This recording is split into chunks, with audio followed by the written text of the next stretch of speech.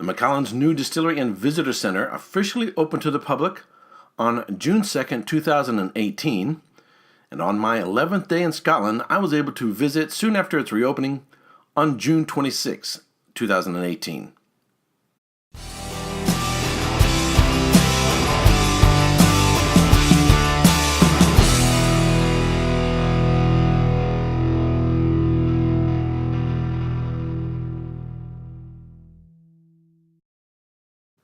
The Macallan's new distillery and visitor center is located on a 370-acre estate in Craigielachi in the heart of Scotland's Speyside region.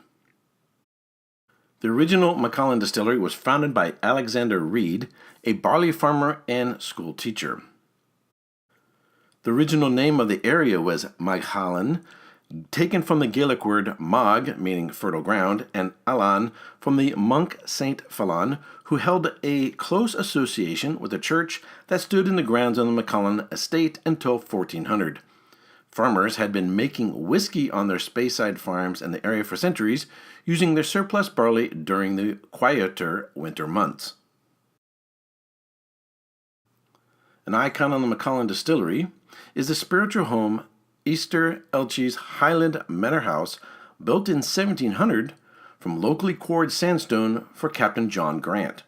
The home displays many features typical of Scottish architecture of the period, including the crow-stepped gables and turret. The new distillery was designed by Roger Stirk Harbour and Partners, and it took 6 years of planning and a price tag of approximately $160 million or 140 million pounds.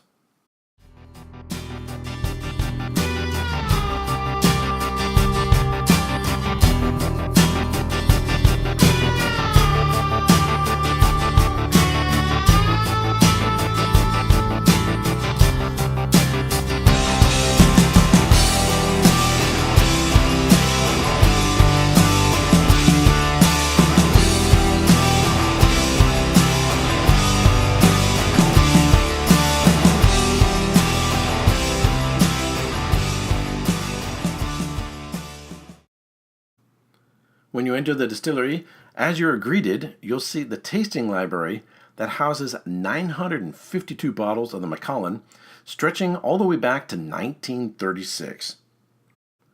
During the tour, you'll get amazing views of its washbacks, fermentation tanks, 36 copper pot stills, formerly 24, each holding an initial charge of 3,900 liters.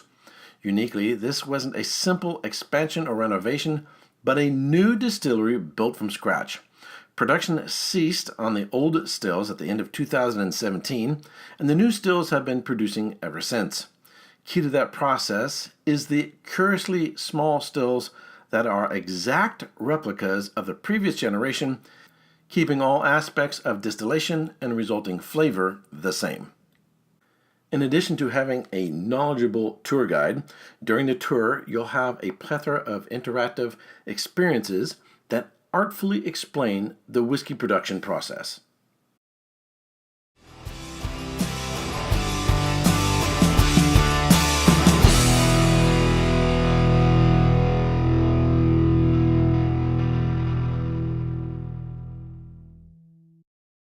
Macallan's exceptional oak casks are the single greatest contributor to the outstanding quality, natural colors, and distinctive aromas of their whiskey.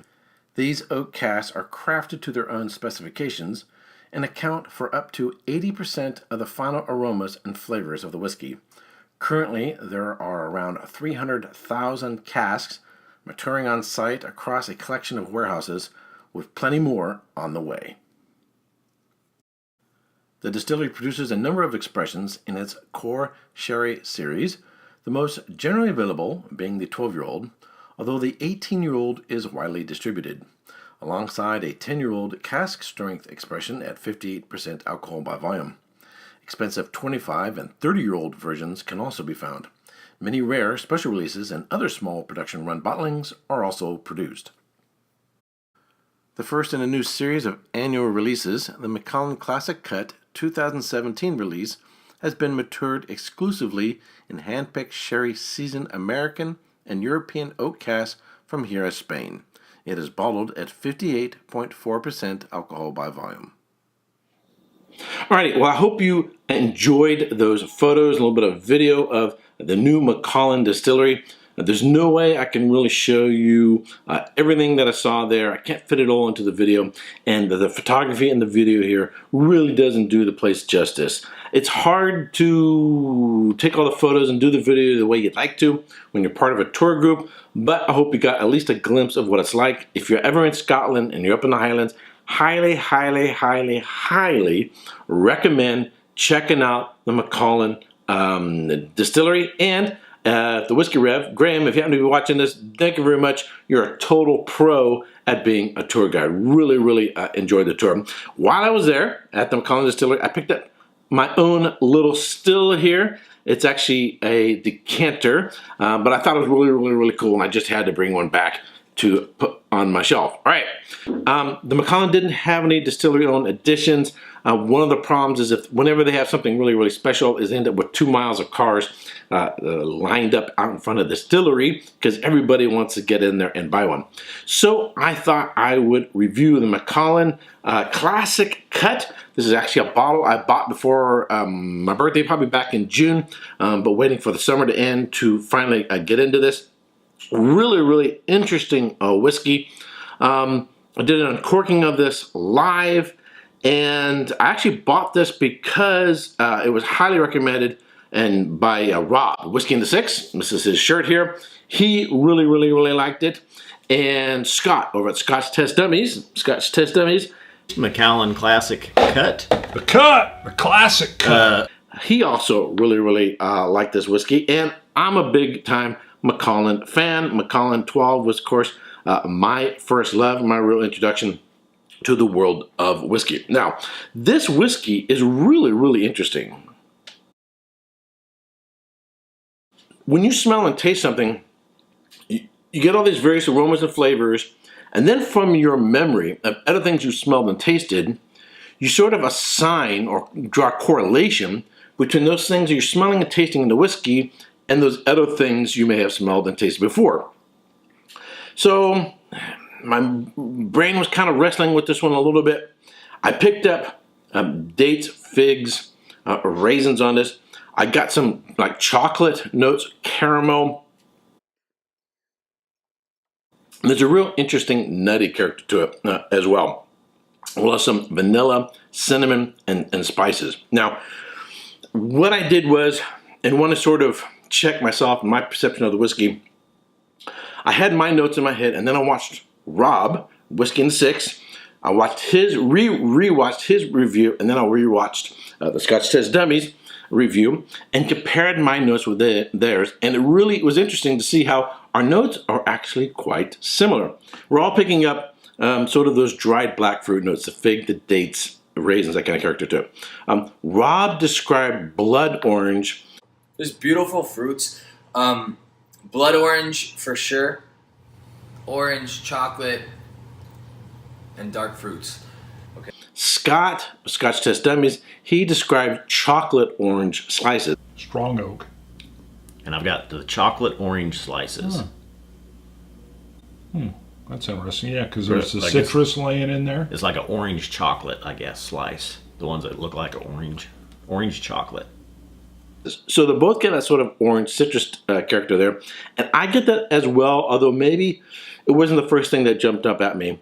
I was perceiving more of the figs, the dates, and raisins. The sweetness on the palate is the first thing that hits you. The sherry, the plums, dates, figs, raisins. We all got this nutty character to it. When I did this live and uncorking, I described, it's in the sort of in the finish, on the back end, I described this almost like a peanut butter character to it, but a peanut butter candy. So you get like a chocolate and a peanut butter and a nuttiness to it and some caramel, whatever. Bart on Scotch Test Dummy, he described it as walnuts, and Scott at Scotch Test Dummies, he described it as almonds. But you're right, I get a lot more of like a, is it a walnut? I get more of a nutty flavor. I've got almonds. I can see walnut.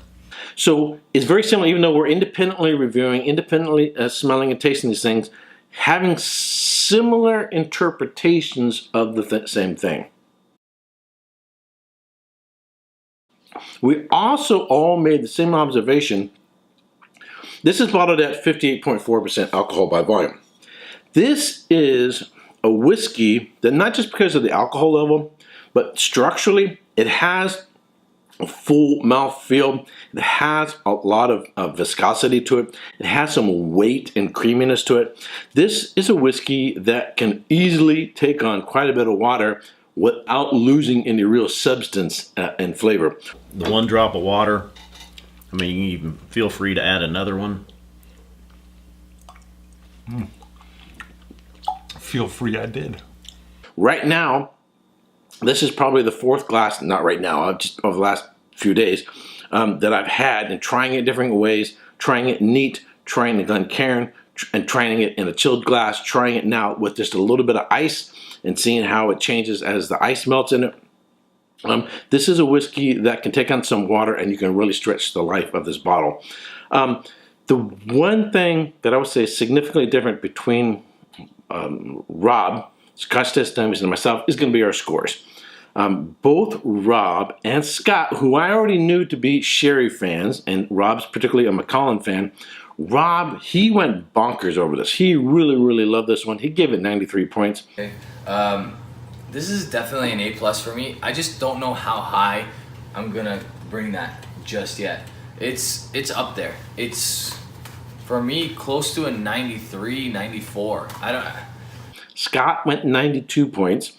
Bart, more of a Pete guy, he went 88 points. You only need 2 of them. That would be the question of how we would go, because they would definitely influence each other. 88 for me. So where am I at on this? When I did this live, without having any recollection of anything that they said about their videos, I gave it 89. I think I'm going to go up just a little bit more. I'm going to take this to a solid 90. So, like it a little bit more than Bart, not as much as Scott and Rob. All right, so would I recommend it? One of the interesting things about this, it's a peculiar whiskey, and it's really going to depend on you. So one of the good things you can do is, if you become familiar with other people's palates in terms of YouTube reviewers, and you find yourself tending to agree with someone on YouTube or in writing or whatever, then you can sort of base a judgment whether you should buy something based on, hey, I typically agree with this particular reviewer, and whether they like it or not, I'm probably going to agree with them and then go with their on this palette. All right, so how much does it cost? It's under $100. I think the cheapest I've seen around is $87.75, but generally it's about $90 US. I think Rob said he was paying more. I think they're paying like $150 in Canada if you can still get it. This is the 2017 edition. There is also, I think, a 2018 edition. I don't know what qualitatively how different they are, because I haven't tasted it. One of these days I'll get around to it, and it'll be interesting to see the difference between the 2017 and 2018 edition. All right, that's it for this video. I hope you're enjoying my journey through Scotland. I definitely enjoyed going there. It was probably the most awesome trips my entire life, and I'm planning on going back in the summer of 2019. Go back there for another couple of weeks. So if you've been to Scotland, I want to hear about your trip to Scotland. If you've been to the distillery, I want to hear about your perception of the distillery. My perception of the distillery is it's very high-tech, very interactive, very modern, super modern, and yet it didn't lose its real substance and its purpose of what it's trying to do, which is educate people about the whiskey. And qualitatively, I think they're still creating, even though they're on a much bigger scale, they've increased the number of stills. I think they're still producing some absolutely fantastic whiskeys, getting a bit expensive, but people are still buying them. So they'll keep selling them. All right, that's it for this study and a whiskey review. And I look forward to presenting another distillery in my Scotland trip. All right, if you haven't subscribed to this channel, I would greatly appreciate it if you would. And if you like this video, give it a thumbs up. Share with your friends on Facebook, Twitter, and other social networking channels. And until next time, cheers.